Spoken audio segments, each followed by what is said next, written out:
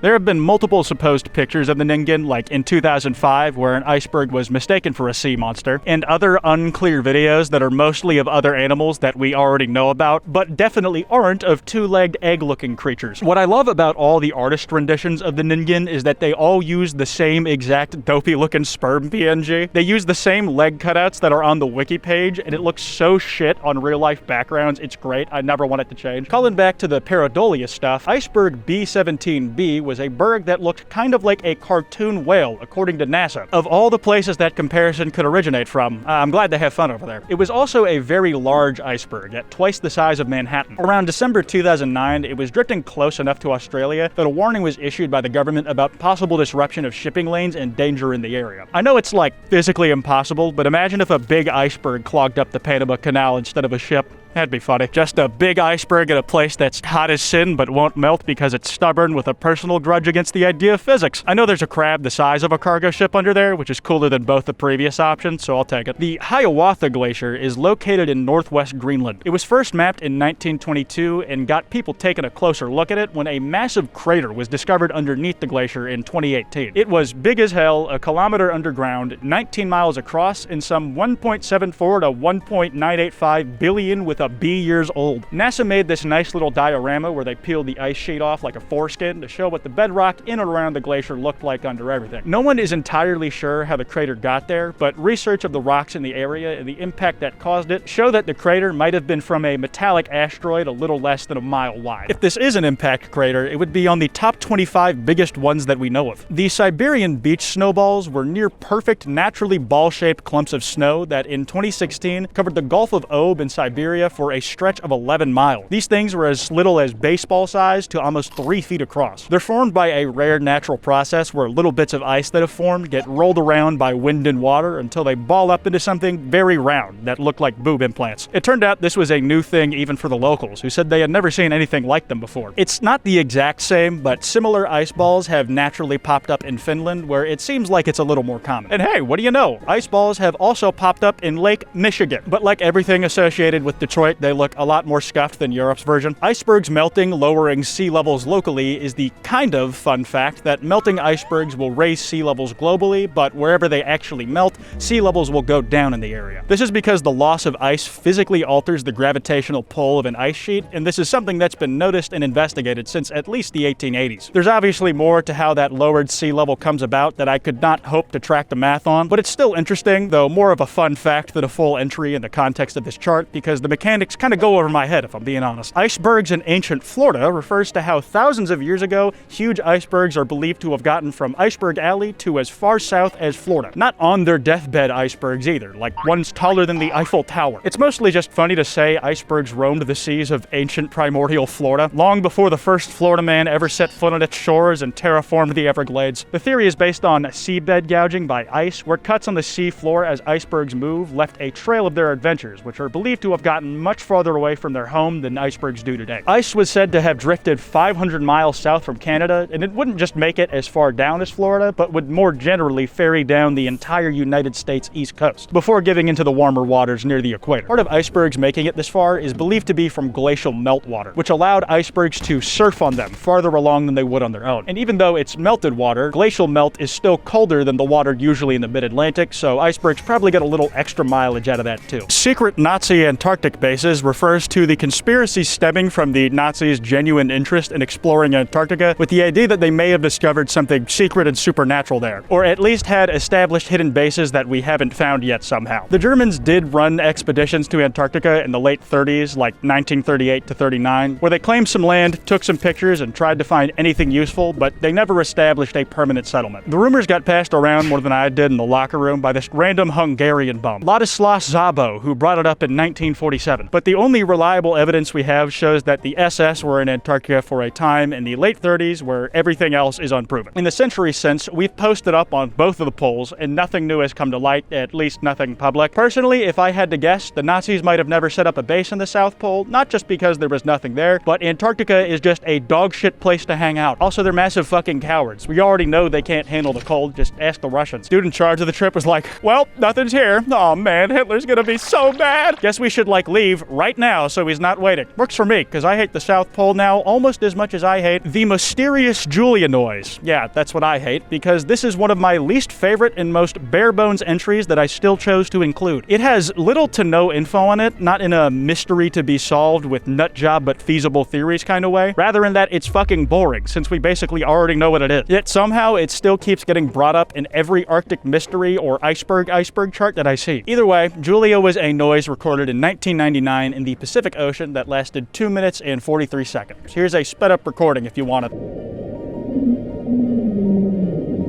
It was determined to most likely be a big iceberg that beached somewhere off the coast of Antarctica. It's unknown exactly where it landed, but it was narrowed down to be between the Bransfield Straits and Cape Adare. People and YouTube shorts will still say it's unexplained, but no, they explained it. You just don't believe them and think it's a sea monster for some reason. Icebergs kind of are sea monsters, though, if you think about it. That's foreshadowing. If you believe that, it's fine, even though we've literally heard this multiple times in the Antarctic, and it matches the noise of iceberg calving and crashing events every time, but you do you. It just frustrates me because the next entry is literally a more interesting version of a mysterious, unexplained sound. Why don't we just hone in on that one? The Northern Canada ping, or just the ping, is the General Secretary of the CCP. Whoops, my bad. It was a noise that locals near the Fury and Hecla Strait in northern Canada reported hearing multiple times over the course of months, and this one is actually cool. It got its name from sounding like a ping, but was also described as a kind of beep or hum. It was heard through the summer of 2016 by multiple residents of Igloolik, Canada, and supposedly originated from the seafloor. Hunters in the area blamed it for the relative lack of game to hunt in that area for the year. A big enough fuss got made about it that the Canadian military eventually took a look. They ran flyovers and different multi-sensor searches in the area, but came up empty-handed and couldn't explain what the deal was. They said there was nothing they saw above or below the surface that caught their eye. Quote, the only thing the crew did observe were 2 pods of whales and 6 walruses in the area of interest. The explicit inclusion of that seems like the official government way of saying, yeah, me and the guy saw some whales earlier, it was awesome. Which, to be fair, that does sound awesome. A few of the theories touted have been things like sonar surveys from a potential mining company, Greenpeace playing the noise to scare wildlife away from the hunting ground, or somehow the most boring one, military submarines. A few months after the initial flyovers in 2017, the Canadian government sent Doug Brown and acoustic experts in the Canadian military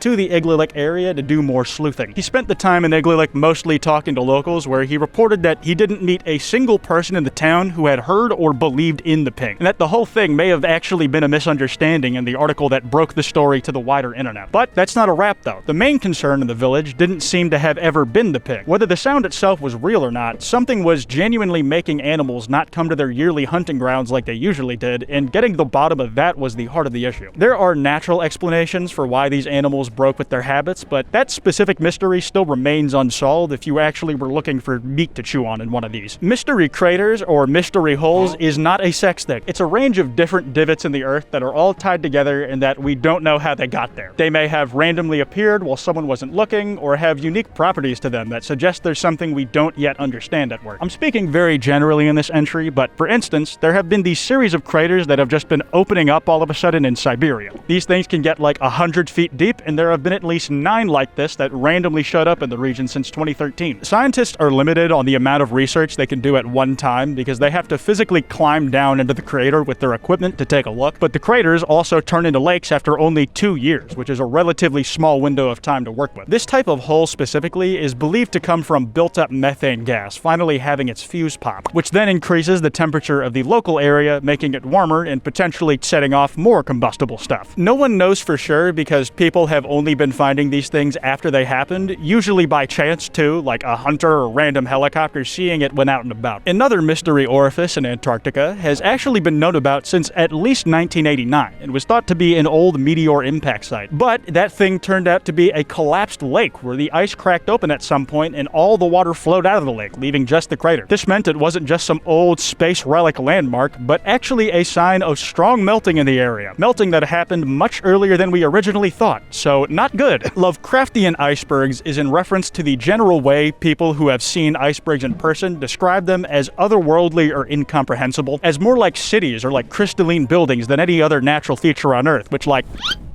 Yeah, I can see it, as well as like the nutty phenomenon in cold conditions that would seem like straight witchcraft or demons playing tricks on you if you weren't aware of how these things happen. We've touched on a lot of this already, but bergs flipping can easily release the energy of a nuke. They are made of ice that is hundreds of thousands of years old. They are products of time scales and forces we can barely just now comprehend in this century, and only in general terms. They can be bigger than countries and move for miles to destroy anything that man has built, sometimes with nothing we can do to fight back. If icebergs get too big, they are essentially unmanageable forces of nature that no current human effort can stymie, and they are functionally as unstoppable in their whims as all-powerful supernatural forces. This hasn't stopped people from trying to surf on glaciers as they break though, but that's not anything new either. Despite how much we don't understand about the Arctic or beings from the aether, that didn't stop us from sticking our claws into the ice and trying to dig up some goo we could use like it's the mystery flesh pit. Hell, the tip of the iceberg saying is literally about how much there is we can't know about or understand about any given iceberg, because most of it is in the dark depths under the ocean, an abyss we can't fully ever know. It's staring back at you. There are numerous accounts of Titanic survivors coming off the back of surviving an unfathomable disaster, all describing the icebergs there with a kind of awe and healthy amount of fear. They often recount being all-encompassed and boxed in by ice that towered above them, though they may be a bit biased. Laura Mabel Francatelli said that on her lifeboat, they passed icebergs like mountains and rode like mad to avoid the certain death of hitting them. Hugh Woolner said, "At daylight, we saw a great many icebergs of different colors. As the sun struck them, some looked white, some looked blue, some looked mauve, and others were dark gray.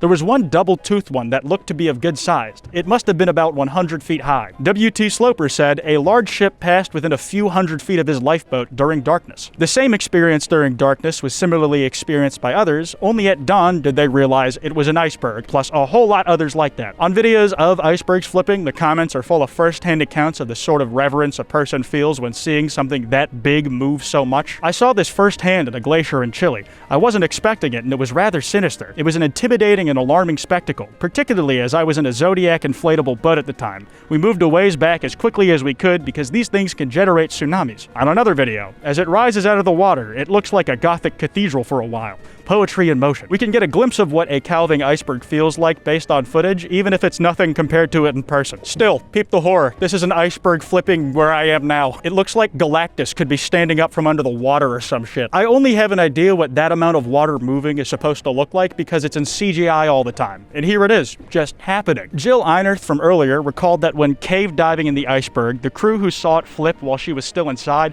thought her and the other divers were for sure dead because of how insurmountable it looked from the the surface. On a thread asking mariners what the weirdest thing they've seen at sea was, this dude said, "Icebergs that look like they're 1 million feet tall and or floating in midair and or upside down," which is like Fata Morgana. I truthfully don't know how early sailors didn't lose their goddamn minds. You can't trust your eyes. This is an anonymous Reddit account, so I can't verify it, but it's not the only one like it I've seen. The Fata Morgana thing mentioned in the post is a mirage where distant objects can have their location or shape completely distorted. They happen a lot in the McMurdo Sound and polar regions in general, and it's theorized to account for several reports of ghost or lost islands that have been reported throughout history. For instance, the Phantom Emerald Island reported by Captain William Elliot in December 1821. But that was never actually found or confirmed to be real. As you know by now, there's also a long history of people going nuts from the isolation and conditions of Antarctica. Reports of people going nonverbal from the conditions, folks acting violently from their boredom of isolation, among other psychological reactions. That's nothing unexplainable or that doesn't happen in other places, but it also definitely happens a little more often per capita at the poles. With all that said, it's not really surprising to me anymore that people think some secret stuff of cataclysmic proportions is going on under the ice. The South Pole is a silent, desolate and hostile wasteland of nothing but ice and penguins that seems ripe for something unseen to burst out from under. An event just waiting to happen that would change our fundamental understanding and view of the world. The Thing, UFOs, something the Nazis already found and didn't share. People's imagination think there is all kinds of horror lurking in the cold. And I understand the motivation for all of that, but to me, the cosmic horror isn't anything in the ice or a threat lurking beneath it. To me, the horror is the ice. Big-ass giants that break off their Europe-sized origin to terrorize and cause issues thousands of miles away from where they started. They tear through every human structure at once without having any concept of that being what it's doing. All of it to just melt later on to slowly contribute to potentially the most existential, most devastating, and somehow unseeable disaster. One that, while it's a slow burn, is more destructive and unlike any threat humanity has withstood before. You can probably tell this is something I've shit out on my own. The idea of icebergs being the arm of some incomprehensible Lovecraftian force, along with the accounts of just how shocking these things are to see for real, just get my brain going. I love the fear of the unknown type of thing. And yeah, that was my iceberg